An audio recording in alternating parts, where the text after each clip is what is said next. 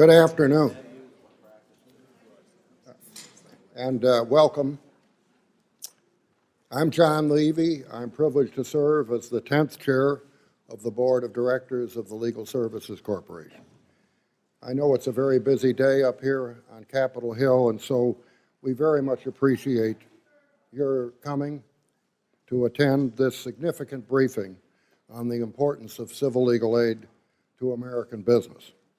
I want to also thank Alaska Senator Dan Sullivan for helping to make this event possible. Many of us heard him speak so eloquently this morning. He's a true champion for legal services nationally and in Alaska. I also want to thank the distinguished members of our panel, corporate counsel who've come from across the country, from some of our nation's leading companies who will be introduced shortly by the panel's moderator, LSC's outstanding and longest-serving president, Jim Sandman.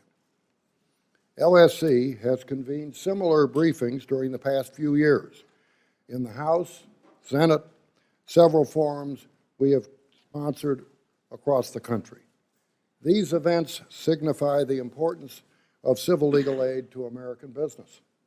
Our panelists will discuss their own views on how our economy depends on the successful functioning of our society, which requires access to justice and the protection of legal rights. The bedrock for business, as for our democracy, is the rule of law. And the rule of law is threatened when equal access to justice is not available to so many Americans.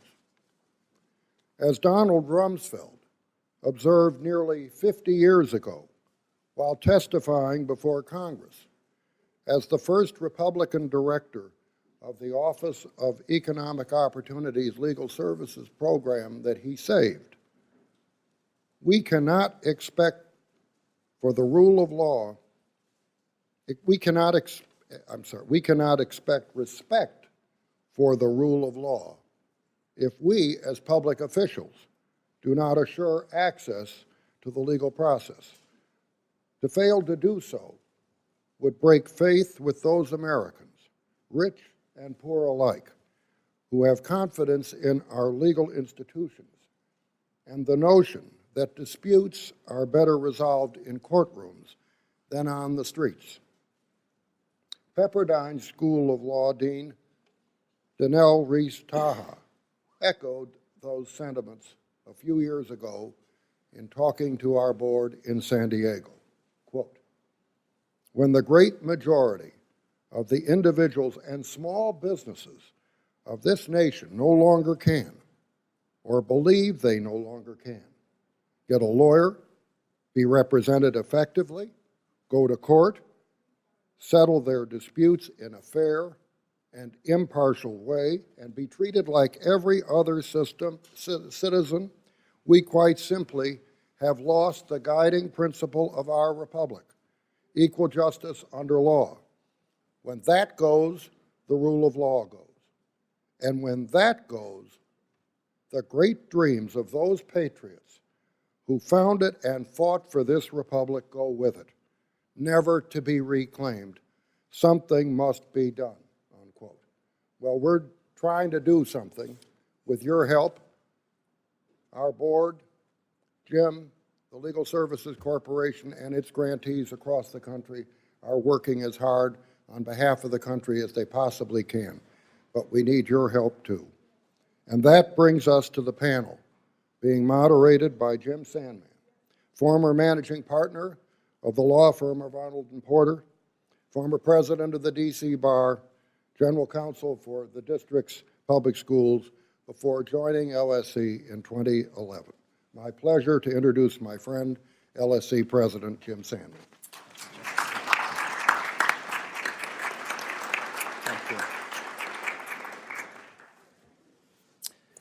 Thank you. Good afternoon. I'm Jim Sandman. I'm president of the Legal Services Corporation. Our topic today is why legal aid is important to American business. I'd like to start with the basics. What is legal aid? What is the Legal Services Corporation? Why are these people here? Legal aid is free legal assistance to low-income people in civil matters. A civil matter is a non-criminal matter. It's a matter like family law, child custody, child support, matters of housing, evictions, and foreclosures. It's protection orders for victims of domestic violence. Most Americans don't realize that you have no constitutional right to a lawyer in a civil case. They don't realize that you can lose your home, you can have your children taken away from you, you can be a victim of domestic violence in need of a protection order, and you have no right to a lawyer. Studies show that Americans think the opposite. They think you do have a right to a lawyer in those circumstances. I have my own theory for why people have that misimpression. I think most Americans get their knowledge of the legal system from television shows. Most television shows are about the criminal justice system, not the civil. I think many Americans could give you a reasonable approximation of a Miranda warning, including that part about having a right to a lawyer and one being appointed to represent you if you can't afford to pay for one, with no understanding that there is no such right in a civil case, because people don't understand the distinction between the civil justice system and the criminal. That's a lawyer's distinction that's meaningless in everyday society.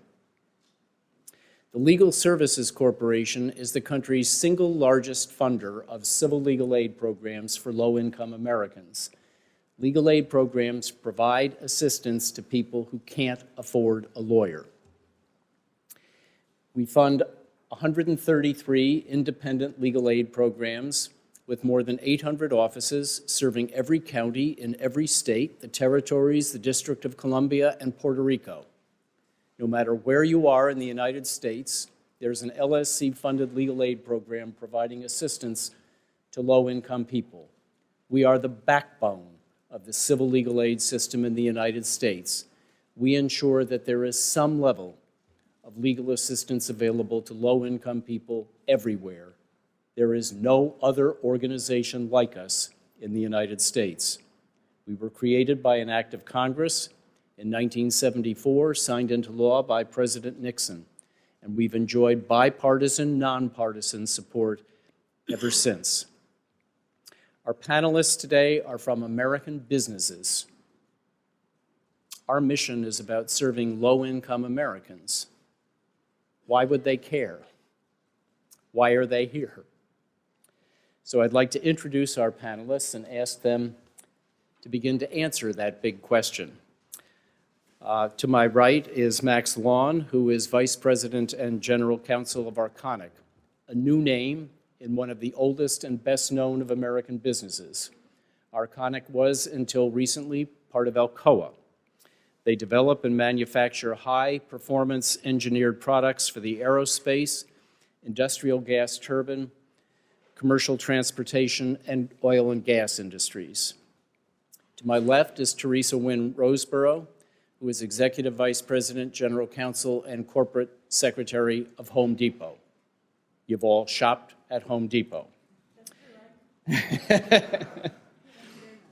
And to Teresa's left is John Schultz, who is Executive Vice President, General Counsel, and Corporate Secretary of Hewlett-Packard Enterprise. You all use Hewlett-Packard products. So I'd like to start, I'm going to start with Teresa by asking the question, I'd like you to introduce yourself to the audience. Why did you become a lawyer? What has your career path been? Why are you, as a senior executive in one of the best known of American businesses, here today to talk about your concern about civil legal aid? Okay, why did I become a lawyer? I grew up in Memphis, Tennessee. Can everybody hear me? So the question was, why did I become a lawyer? I grew up in Memphis, Tennessee, in the Bible Belt South, and started my school career in segregated schools. I was born 4 years after the decision in Brown versus Board of Education. You don't have to do the math yourself. Yes, I'm very old. And I grew up with an acute appreciation of the impact that that decision had on my life and the life of my brother and sister, as we were among the first African-American children in Memphis to go to desegregated schools.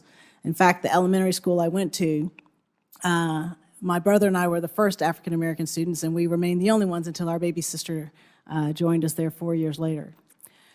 But our parents made us appreciate how the role of the judiciary, the role that the judiciary had played in making it possible for us to go to great schools in Memphis. And so I was keenly aware of the ability and power of the courts to change the course of lives. And I wanted to be a person that helped other people. And I wanted to be a person who knew how to use the law as a tool to help other people lead successful lives. The course of my legal career, I was fortunate enough to do a couple of clerkships after I graduated from law school and then to go work for a law firm. Could you talk about your clerkships, please? I clerked first on the Fourth Circuit for Judge Dixon Phillips, who once berated the three of us law clerks for having overcharged the federal government 10 cents on our federal reimbursement forms, and impressed on us the importance of being guardians of the public fisc. He was not very pleased to find out we were not thieves for 10 cents. We had simply been too stupid to read a map properly and gone through the same toll twice. But not sure which story he liked better, but suffice to say he was a gentleman that impressed on us as you all are servants of our government, the important and high duty you have to protect the fisc of the government. My second clerkship was Justice Stevens on the United States Supreme Court.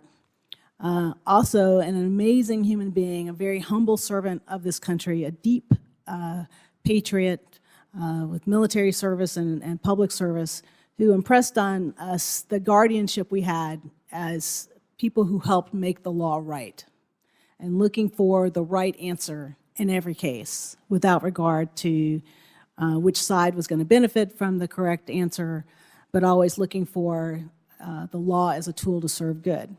So I had the benefit of incredible mentors, and that continued when I started in private practice with a firm that very much prided itself on its public service and its bar service, and got a chance to start doing volunteer work for Atlanta Legal Aid, and to work with people. And I'm sure some of you have had the experience through legal clinics or through your own pro bono efforts of simply writing a letter to someone on letterhead and having a problem be corrected merely by having the problem stated on a lawyer's letterhead. What an amazing thing it is to know the power you have as a lawyer, that merely signing your name to a piece of paper helps make something right for someone who's been wronged. And far more when you get the chance to go into court and help making something right for someone wrong. Now, why does that matter to me as the General Counsel of the Home Depot, where my principal obligation is to our customers, associates, and shareholders and make the world safe for power tools? If you don't laugh at that, then I'm really having a bad day. We care because we care about our associates.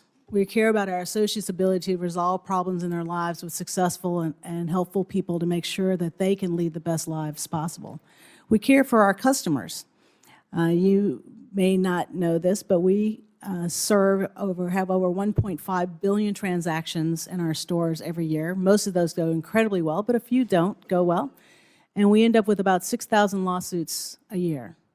It is much better for us. It's much better for our shareholders. It's much better for those customers who remain our customers even when they are litigating against us, if they are represented by counsel, if they have the opportunity to have someone help them sue the right entity, serve the right people, identify their claims correctly. That protects the judicial resource and its efficiency. It helps us get to appropriate resolution of the claim more quickly. And the same applies to the kinds of cases that legal aid does, to help people in housing circumstances, to identify the right defendant, to know the right solution to the problems, to articulate their problems in the right way that allows them to use the judicial resources efficiently to get us to a successful resolution. And we as the Home Depot cannot depend on the judicial system to help us resolve our conflicts with others, whether they're big class actions or commercial disputes or small disputes with customers, if all of us don't trust and rely on the judicial system. And to exclude someone from that resource is the same as to deny them the rights that those resources were intended to protect. And so we depend on it, so we want them to be able to defend it and use it respectfully and efficiently. Thank you, Teresa. Max, what about your career path, and how did you get interested in this issue in light of your business involvement?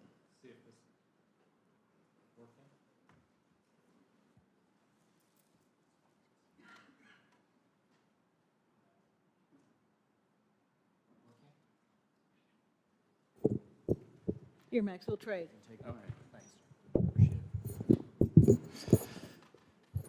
Teresa's again proven why she's such a tough act to follow. I really can't follow with a story about being a child of Brown versus Board of Education, though we all are. I'm from a small town in Western Pennsylvania. My father was a college English professor. My mother also got her doctorate in English. She was a Holocaust survivor. My maternal grandparents, one of my maternal grandmother managed to make it out of Germany in 1938. They spent the war in London and came to the U.S. in 44. And so my maternal grandfather, who did not make it out of Germany, was a lawyer in Hitler's Germany and lost his right to practice there. So on that side of the family, there was a strong sense of doing the right thing and trying to find solutions to some of the world's most intractable problems. I say that with being the child of two academics, I was raised by Pinko wolves, in some sense, and so my career path into being a corporate lawyer would feel a little strange. In fact, when I interviewed with Alcoa way back when, and it's more than 30 years ago at this point, one of the questions was, well, aren't you just going to go off and teach? Why do you want to be a practicing lawyer? And the real reason that I wanted to be a practicing lawyer was because I felt I saw lawyers as problem solvers, and whether they're small transactional problems or big transactional problems or societal problems, I saw lawyers rolling up their sleeves and getting involved in things that were important in the lives of people. Alcoa's now a long retired CEO, Paul O'Neill, who went on to, after he retired from Alcoa, went on to be the Secretary of Treasury in the Bush administration, once said and made his mantra that we want to see all Alcoa employees go home from work at the end of the day in the same good condition that they came to work. And a big piece of that is it's environment, health, and safety. It's our providing the necessary conditions, the necessary protections for them to do it. But another piece of that I think is very important is that if you're working on a job, you have to be free. You have to be able to put any distractions you have from your home life aside in order to concentrate on the job at hand. And if you're engaged in personal problems, you have kids who are in the legal system, brother-in-law, sister-in-law, whatever. Those are all things that affect your ability to do the job. And so one of the things that Alcoa has done, and Arconic continues with that tradition, is we encourage people across the company to get involved and deeply involved in their communities, as I know HP and Home Depot do as well. And we encourage our lawyers to do pro bono legal service, or frankly any public service that whatever it is they're passionate about, we want them to do, because it makes them better people. It makes us a stronger company. It gives us a more central role in the many communities in which our operations are. I don't have judicial clerkships in my background. I started with Alcoa straight out of law school, And literally the day I walked in, they said, oh, the person who was the assistant pro bono coordinator is just gone out on maternity leave, so that's you. So I got sucked into doing pro bono work, coordinating pro bono work, got involved with the local legal aid society as well as with the local county bar foundation, who organized the volunteer pro bono attorneys almost literally from the day that I started with the company nearly 30 years ago, and I've continued that because I see the importance of it to the everyday lives of people in my company, the everyday lives of the people that I run into and touch. And as Teresa said, even more eloquently than I can, in order for our communities to be successful. And I'm in Pittsburgh, so we've had our share of ups and downs, and we saw the steel and the coal industries dry up in the 1970s and 1980s, and we've come back much more in a service economy kind of mode. But there's great disruption that accompanies those sorts of societal changes, and and lawyers have a central role in that, and we have an obligation to give back to our communities, to make our communities stronger, so that our employees, our customers, and everybody around us has the ability to succeed. Max, you mentioned that you're involved with your local legal aid organization, which is funded by the Legal Services Corporation in Pittsburgh. Can you say something about what the nature of your involvement has been, what they do, and why you volunteer your time with them? Sure, thanks, Jim. I'm the immediate past president of the board of directors of Neighborhood Legal Services Association, which is the legal aid organization in the greater Pittsburgh area. As I said, I've known the people there for nearly my entire legal career. They provided training to myself and my colleagues as we did elder law cases originally. We have a protection from abuse team. We do a community legal clinic. We do a variety of direct representations. And about 9 or 10 years ago, I was asked to join their board and sort of progressed through that. NLSA is an organization that really meets the needs of the most unfortunate. I mean, they like every other legal aid organization out there has to do income screening on their cases, and so they wind up representing the poorest of the poor who really have nowhere else to turn. And they've done a tremendous job doing that. I have a tremendous amount of respect for the work that the attorneys there do, as well as for the training for those of us who are in companies or in the private bar who will go out and try and extend legal services to that same population by giving of our time. John, what about you? Can you tell everyone about your career path, why you became a lawyer, what you've done since you became a lawyer, and why and how you are involved in the issue that brings us together today? Perfect. So I'm going to stand up so maybe folks can see, the side can see me. So I grew up in the Pennsylvania Dutch country of Pennsylvania. No one in my family was a lawyer. We didn't know any lawyers, so it wasn't an obvious career choice. But I think really early on, I always had a keen interest in justice. And I think that's sort of what drove me in that direction. My family would slightly disagree. They would tell you that I like to argue with people, and I figured out someone was willing to pay me to do that, and so this was like a perfect fit. And so I found myself at the University of Pennsylvania Law School, which I would say really I had the most formative experience of my legal career. And that was participating in a law clinic with a remarkable woman by the name of Lori McKinley, who was associated with the Legal Services Organization in Philadelphia and running the clinic at the time. And we worked together in representing a young woman who was mentally and physically challenged and whose mother was seeking to have her forcibly sterilized so that she would not become pregnant living in a community legal services, a community environment.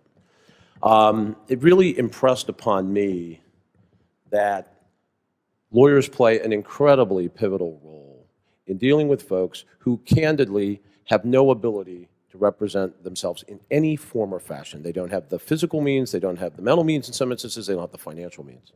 And it was truly a life-changing experience. And so as I moved through my career as a law firm partner and then ultimately into corporate life, I never lost touch with the notion that the role of lawyers is an incredibly special one in our society. So fast forward to being at Hewlett-Packard Company, and we most recently split into two companies. But at that point in time when I took over as general counsel, a $120 billion business in 140 countries, 300,000 employees. I saw I saw firsthand what it meant to try to do business in countries in which you do not have a solid legal system, and people frankly don't trust the judiciary and the government. It's incredibly difficult. I think we take for granted the competitive advantage that we have, which notwithstanding all of the troubles that we sometimes, that show up on the front page, people generally trust our system. They trust the government, they trust the judiciary, and that makes all the difference when you're trying to build businesses and candidly when you're trying to improve people's lives. And so I have always looked at this as a scenario in which I believe the access to the legal system is no different than the access to health care. And I don't understand why we think about it differently. And there would be an incredible outcry right now if we were talking about doing away with Medicaid and Medicare and all of the benefits that currently are provided in the healthcare system, and yet we won't bat an eye when we talk about taking away the right of folks who can't afford to access the legal system. This isn't just a legal issue. It's not just a lawyer issue. This is a societal issue, and we need people to understand how important it is, not just because it's the right thing to do, which it is. It's the smart thing to do. For Hewlett-Packard Enterprise, for Home Depot, for Arconic, for all of the companies that signed the general counsel letter that we sent to Congress a couple of weeks ago, over 200 signatures of the largest companies in America. We need people to engage at that level on this issue, and I'm so glad you're here and willing to engage with us on it. So, thanks, Jim. Thank you, John. I'd like to follow up on some points that you alluded to and explain something about the realities of our civil justice system for people today who can't afford a lawyer. In the United States today, in civil cases, more than 70% of litigants do not have a lawyer. They go to court alone. Typically, across the United States today, 95% of tenants facing eviction have no lawyer, even though more than 95% of landlords do have a lawyer. Typically, more than 90% of parents seeking child support have no lawyer. More than 2/3 of foreclosure defendants have no lawyer. If you go into a courtroom in the United States today alone, without a lawyer, what you face is a legal system that was designed largely by lawyers for lawyers, constructed at every turn on the assumption that you have a lawyer. Everything about the law assumes that you have a lawyer, from the terminology that's used, to the forms that are used, to the rules of civil procedure, to the rules of evidence. They make no sense to someone who has had no formal legal training. But that's what people are forced to navigate. It's a system that works pretty well if you have a lawyer, and not well at all if you don't. It's a system that feels unfair and rigged if you don't have a lawyer. But that's the reality for so many litigants in the United States today. You all have lawyers. You have lots of lawyers. You have really good lawyers. So you're not disadvantaged by the system, but you seem to care about the issue. Can you talk about the broader implications for society, for the rule of law, when we have a system where so many people are unable, as an effective matter, to access it?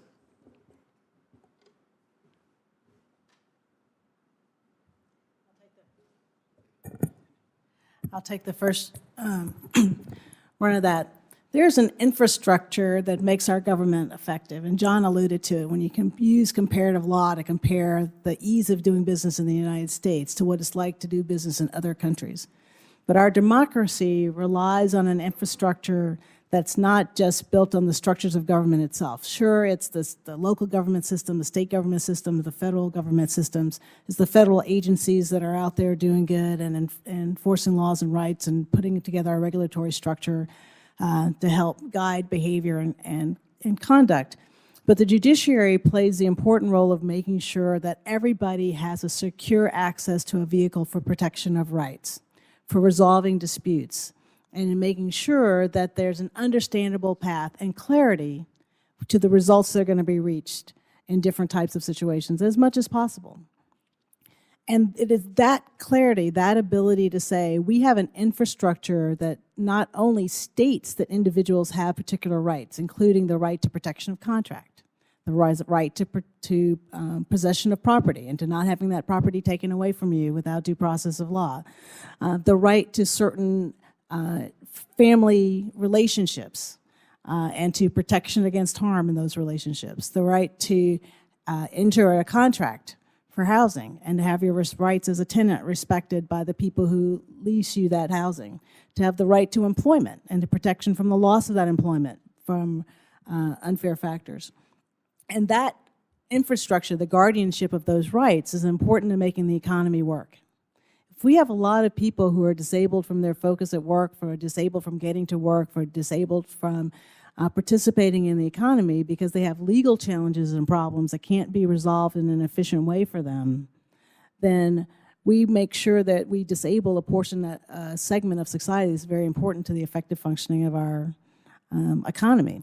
To put it in basic terms, if the plumber that's coming to Home Depot to buy the toilet that they're going to install in someone's house can't do that because the landlord has said that they have to be evicted because the rent's paid when the rent is paid, and the dispute is over whether who has to pay the utilities, and they can't find a path to getting that dispute resolved, they're not going to be at Home Depot buying the toilet and installing it and getting the funds to buy the clothing for their children or food on the table for the family. So we need the judicial system to work for those folks so that they can be effective shoppers in our stores at the most capitalistic center. But all of us have to have this smooth function of the infrastructure available to everybody so all of us can take advantage of it. That's a great point. We live in an integrated society where all of the components are related to each other, and it's a mistake to think that big businesses like Home Depot don't have an interest in how society is working for people who are less fortunate. John? Yeah. So I think we've seen numerous examples in recent years. What happens when communities believe the system isn't working for them and isn't fair? And to date, we view those as sort of isolated instances that are, sort of someone else's community, someone else's problem. Maybe we talk about it at the dinner party. But I think the frequency of them continues to grow. And I think if we see the justice gap continue to grow, we'll see more of the kinds of events that we've been seeing. That isn't good for business. That isn't good for anyone. So I think this is really a pivotal moment in time in which we have to close this justice gap. When I took my first trip to Russia to meet with my team in Russia, the very first question they asked was, is your judicial system actually fair? Are your justices corrupt or not? I was floored. I had been to 20 other countries before I had gone to Russia. I'd been to Brazil. I'd been to India. No one had ever asked me that question. In Russia, that was the first question they asked. And the response I gave was obviously yes. And I said, so why do you ask the question? And they said, because it isn't here. We try to stay out of the courts. You know, we hear things, but candidly, here the system doesn't work. I was floored by that. But it left an indelible impression upon me, which is you can take for granted the situation that we have here. But I think if we do, we run the risk of losing it. And when you have a conversation right now in which you're talking about expanding the gap by taking away LSC funding, I see that as a real threat to our ability to continue to have the competitive edge we have here, which is a stable, functioning society that supports innovation and supports growth, and most importantly, supports opportunity. So that's why we continue to be passionate about it, and why we're so glad, Jim, that you're leading on this topic.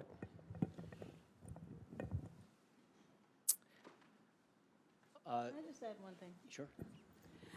Just to follow up on the point that John made, it's worth pointing out that we're not here talking about billions of dollars. Last week, if you read the newspaper, you would have seen that a private equity firm paid over $3 billion for an online gourmet dog food company. We're talking about Legal Services Corporation appropriation last year was $354 million. That's with an M. And we're talking about $354 million that went to supporting the infrastructure of our judicial system for those unable to access it. We're talking about $354 million that went to support the activities of the working poor, to protect their housing, to protect their domestic safety, to protect their access to basic services in the economy. Talking about services to veterans. This is the most dirt-cheap investment in making American democracy work for everyone that you could possibly imagine. It deserves to be supported by a number that starts with a B in the billions, but it's not.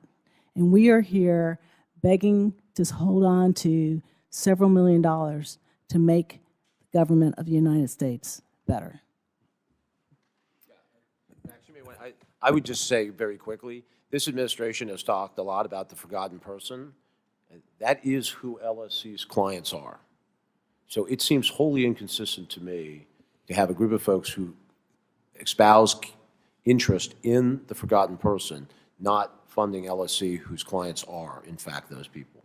No, absolutely. And just to build on what both John and Teresa have said, as well as Jim's comments, at the current funding level, LSC and legal aid in general can only meet about 20, in some cases 25% of the need. There is such great need out there that is not being met. And if we do away with funding for LSC, it's not like there are local and state sources for funding that are standing by, ready to jump in to serve the poorest of the poor. This is sort of the investment in LSC funding has a tremendous return. I mean, it has a tremendous multiplier effect. When you have people who are able to keep their jobs and their homes, it means that they can go to work, earn more money, help their families. It is very much a virtuous circle in terms of returning the investment. This is one of those things that is so fundamental that those of us who sort of take a business view of it, why wouldn't you invest in it, and why wouldn't you invest more in it? Thank you. As you may have inferred, the administration has proposed that funding for the Legal Services Corporation be abolished. Our current appropriation for grants to the legal aid organizations that we fund amounts to less than Americans spend every year on Halloween costumes for their pets. John, you alluded to a letter that Corporate General Counsel sent a few weeks ago about the issue of LSC funding. I want to ask a broader question. Are you folks ringers? Are you the only ones we could get to come today? Are you representative of corporate America, or are you outliers? You, I assume, have relationships with other corporate general counsel, other corporate executives, and are in touch with the leadership of other major American corporations. What is your sense of what they think about this issue, and can you say something about that letter? So We have over 200 signatures. I would say that the hit rate has to be over 95%. It wasn't like we sent it to 2,000 people and we got 200. We sent it to 200 and we got 200. Candidly, it was instantaneous responses when we decided to submit the letter, and we started soliciting signatures. So this is a situation in which I think across the board, whether you're a red state, blue state, regardless of what industry you're involved in, how big your company is, you recognize the importance of this. It really is a nonpartisan issue. And so I was very pleased by the response from every sector of the economy, from big and small companies, no matter what geography. It was overwhelming and instantaneous. So we're not the outliers. Can you all say something about your personal involvement with these issues? Max, you spoke about your participation with Neighborhood Legal Services Association in Pittsburgh. John, I know that you're involved personally in a number of issues, and Teresa, you too. Can you say something about what you do and why? One of the most important decisions every busy person makes every day is how to spend your time.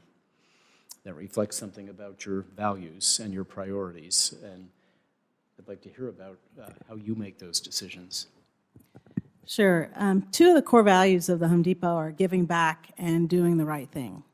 And we have lots of activations that allow us to give back in our lives as Home Depot associates. One of the ones you may have been familiar with is Team Depot, which does community service projects that are largely through our stores.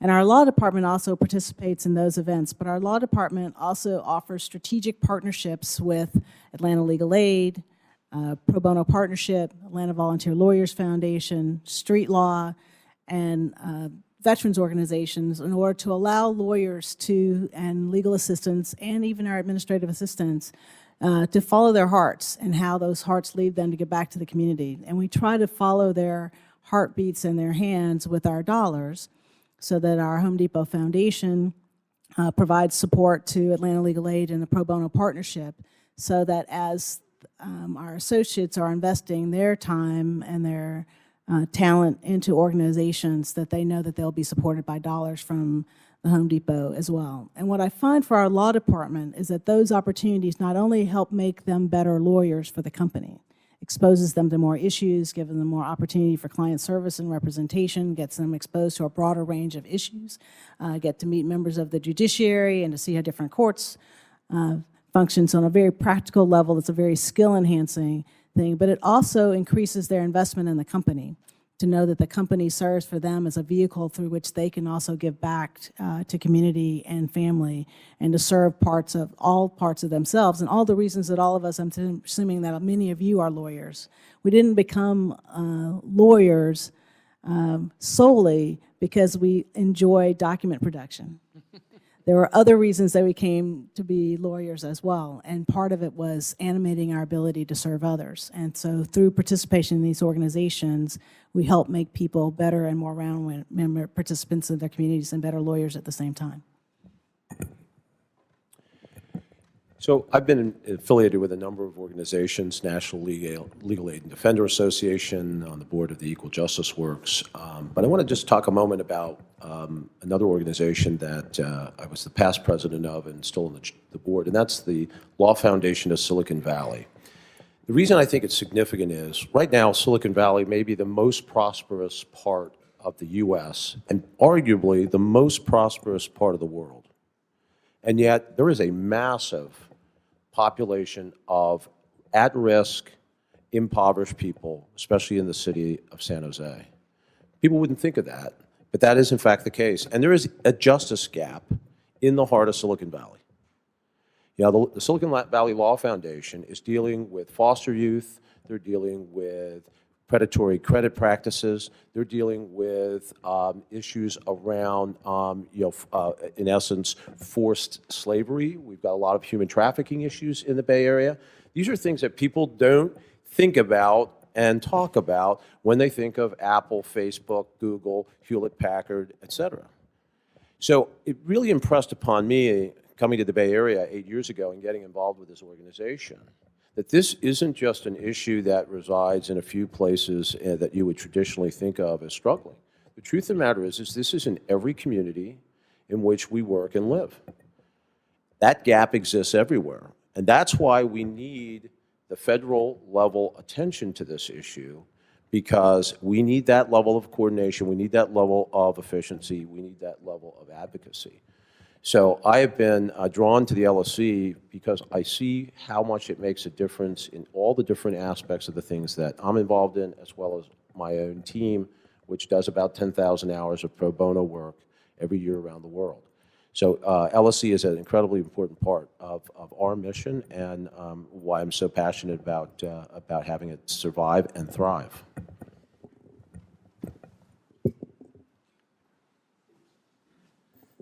My common refrain is building on what John and Teresa have said. I second almost everything they've said. We really encourage our lawyers to do pro bono, in part because it builds their skills as lawyers. It builds them. But most importantly, it builds them as people. I mean, I've had new lawyers come back and say, gee, I just did my first protection from abuse case. I had no idea that somebody who lived 3 miles from me was living in was putting up with the circumstances that they were facing. I think it's one of the things it does is it connects us in a way, connects us with pieces of our community that we wouldn't necessarily see, and that's essential. That's essential for each of us as human beings, but it's essential for the company as well, because if today it may be somebody who was unfortunate. Tomorrow it may be one of our employees who's going through something like that. And we need to have people being able to access the system, and we need people within the company and within our organizations who have empathy and understand the problems that the real world problems that people face. It's easy to jump in the car and drive home and not think about it, but when you stop off at the community clinic and you have people walking in with landlord-tenant problems, with problems involving a criminal drug conviction, I mean, those are the real world things that we need to deal with, and the funding that LSC gets, that it distributes out to the legal aid organizations across the country, is essential to that.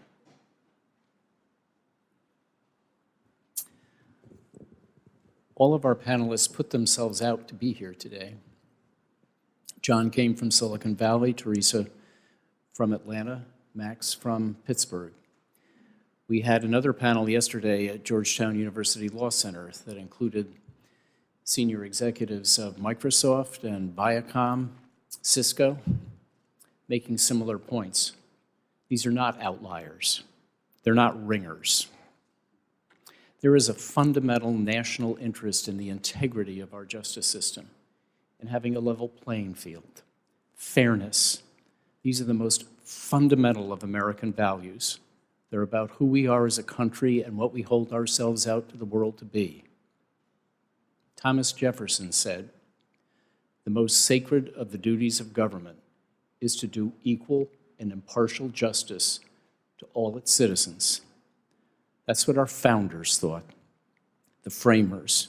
You can find that value expressed over and over again in American history in the closing words of the Pledge of Allegiance, "Justice for all," on the inscription in the Supreme Court building just a block from here, "Equal justice under law." This means something to all Americans, including American business, when anyone is left out, when the system isn't working for anyone. We're at risk of not having it work for all. Would you please join me in thanking our panelists for the effort they made to come here today?